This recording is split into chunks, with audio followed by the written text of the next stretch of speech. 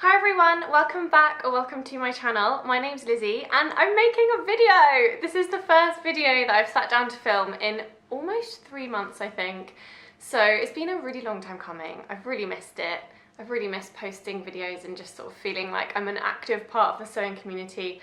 But some of you might know that I had a really big exam at work that I've been studying towards, and it's now all over and I passed. And so yeah, that big sort of career milestone is now behind me, and I can carry on with my life and I can have evenings and weekends again that aren't just filled with studying. I can fill them now with sewing again and making videos. So yeah, I'm a very happy bunny. And today's video, I hope you'll agree, is quite an exciting topic, because this video is all about how I'm going to tackle making my own wedding dress. So I posted a video a couple of months ago about how I came to the decision to make my wedding dress myself. And a bit of a disclaimer, I'm still, if it all goes wrong, I will just buy one. You know, I'm not going to hold myself to this like with a gun to my head. If it all goes wrong, I'll just end up buying a second-hand one or something. But the plan A is to make my wedding dress. So I'll link in the corner now the video where I explained how I came to that decision, if you'd like to see it. And basically, I've only got 4.5 months left.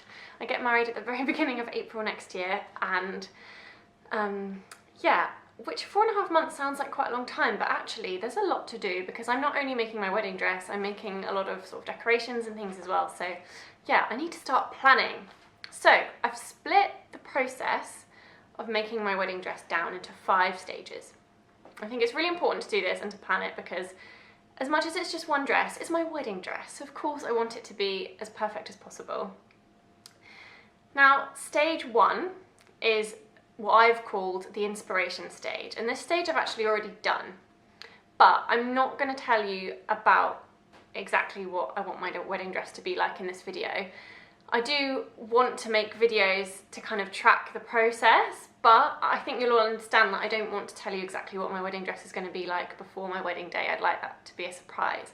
So I'm going to make videos about kind of the design process, etc., but I'm not going to post them till after the wedding.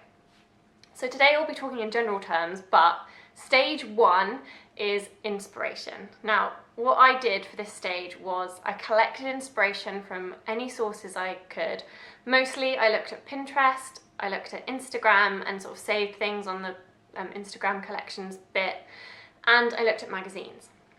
Now, I didn't just focus on bridal and wedding Instagram pages or Pinterest searches or wedding magazines. I looked at just general fashion stuff as well.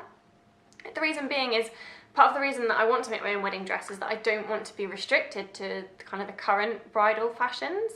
And just because a dress in a magazine might be bright red doesn't mean that I couldn't make it in white if I, I mean, of course you can make a coloured wedding dress, that's totally fine. I've decided I want mine to be white. But yeah, I can draw inspiration from non-bridal dresses, like other evening wear. So yeah, I looked at Vogue magazine, I looked at other random fashion magazines, just anything to get inspiration for shapes and styles of dresses that I really like. The second part of this stage 1 inspiration phase was to try dresses on. So I did go to a traditional wedding dress shop with my mum and my bridesmaid, and had a proper, bridal wedding dress appointment, which was great because it helped me really learn what I liked, what I didn't like, and that was also part of the decision to make my dress myself. And then a few months later, I went to a fancy department store in London and I tried on a ton of evening wear from a whole range of different brands.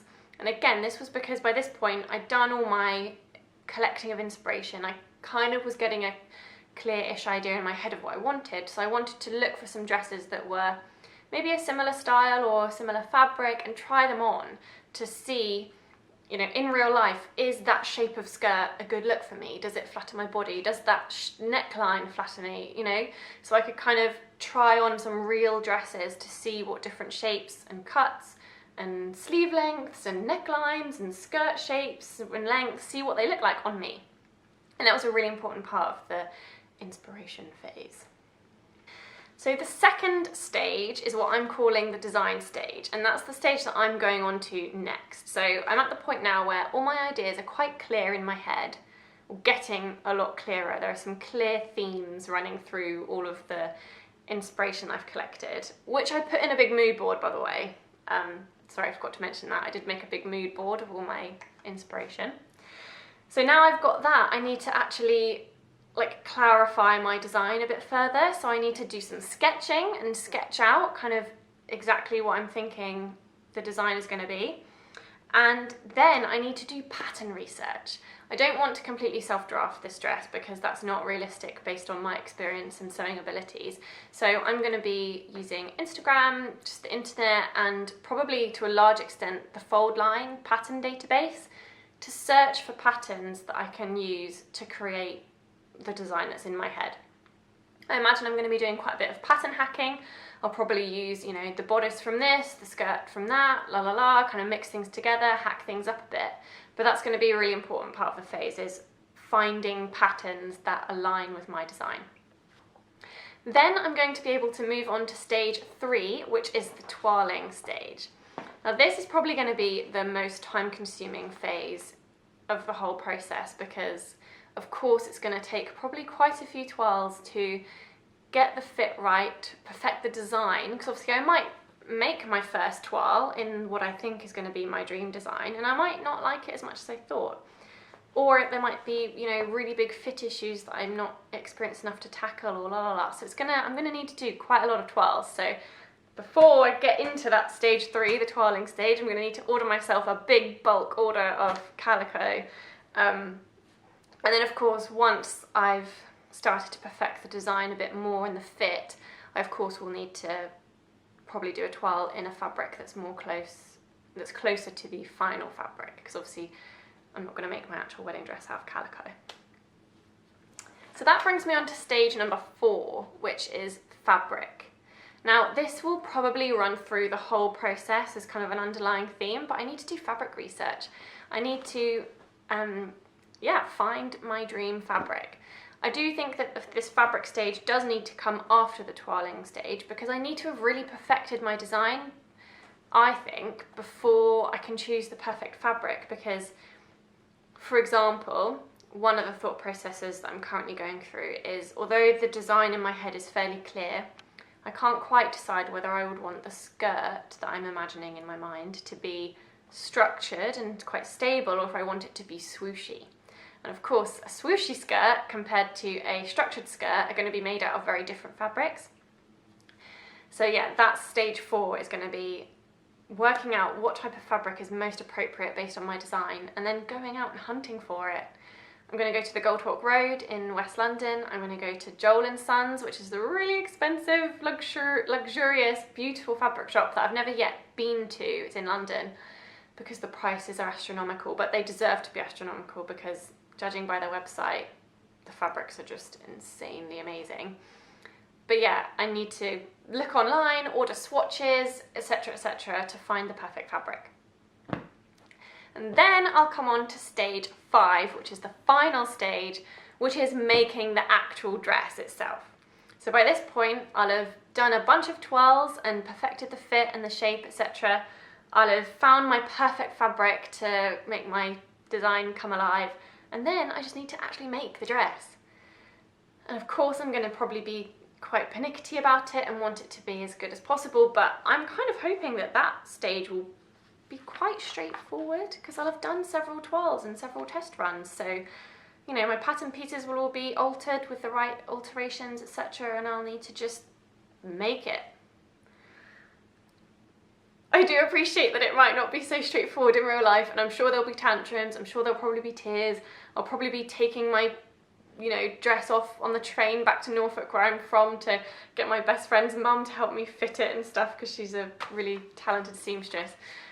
So yeah, I know it's not going to be straightforward, but I'm really excited to tackle this challenge, and I just think if I can pull it off, it's going to be so rewarding to walk down that aisle in a dress that I made myself. I can't wait.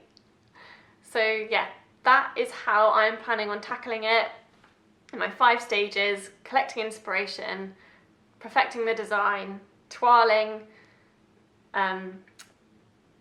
fabric research and buying, and yeah, then making the final thing.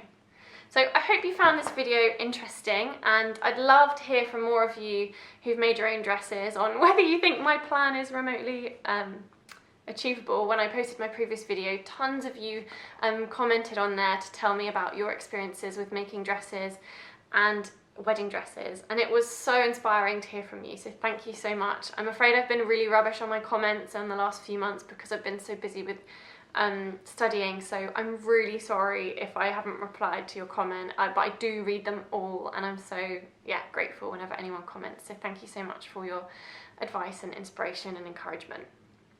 So yeah, thanks so much. As I said, I do want to keep you guys updated with my progress, but I don't want to show you my actual dress, so I'm not sure how many more updates you'll get, but if all else fails, you will get updates after the wedding. Of course, a ton of pictures and la la la.